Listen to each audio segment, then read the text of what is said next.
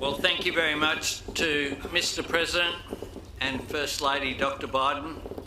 I must say I only have one regret about tonight, which is I'm not quite sure how I top this for date night with Jodie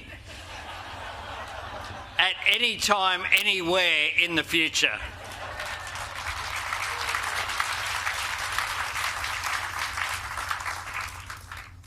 It's all downhill from here, my darling. Ladies and gentlemen, we live in a world that does keep changing. Yet one thing that keeps the ground firm beneath us is the great constant that is the American spirit. America has never been held back by the unknown or slowed by trepidation. You stride boldly towards the future, excited by all of its possibility. In every field of human endeavour, your nation is energised by a ceaseless curiosity and the confidence to follow it. It is a spirit that Australians identify with. With a small population, but a very big imagination, we punch above our weight, all the while drawing inspiration from our friends across the Pacific.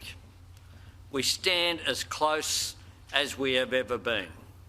And I think after this week, closer than we have ever been. We are firm allies, strengthening defence cooperation through AUKUS and creating more economic opportunities for our peoples and our region. Australians are always ready to play our part. Most importantly, our nations are close friends, friends who admire each other's qualities. I think we get each other. And President Biden and I had our first meeting before I'd even selected, of course, a cabinet.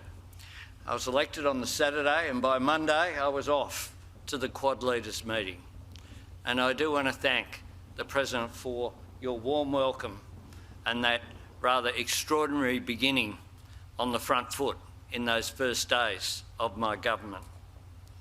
Friends who draw strength from all we have in common, but we take joy in our differences as well. Friends who look to the future together without losing sight of the moments in the past that bind us together.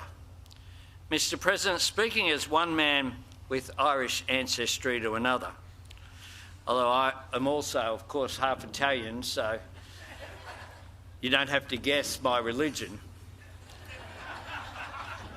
I know you won't object to me quoting a Dubliner, the familiar words of William Butler Yeats.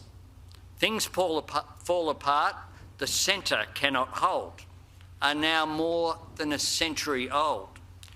Yet they speak to us just as clearly now as the long contest between democracy and authoritarianism plays out its newest chapter. But to capture the essence of the bond between our two nations in all of its warmth and its easy strength, I turn to another of his poems. Think where man's glory most begins and ends, and say, my glory was I had such friends. So allow me to make a toast to such friends, because Australia has no greater friend than the United States of America.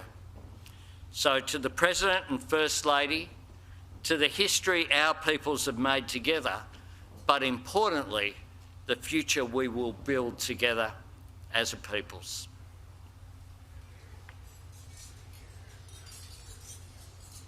To friendship,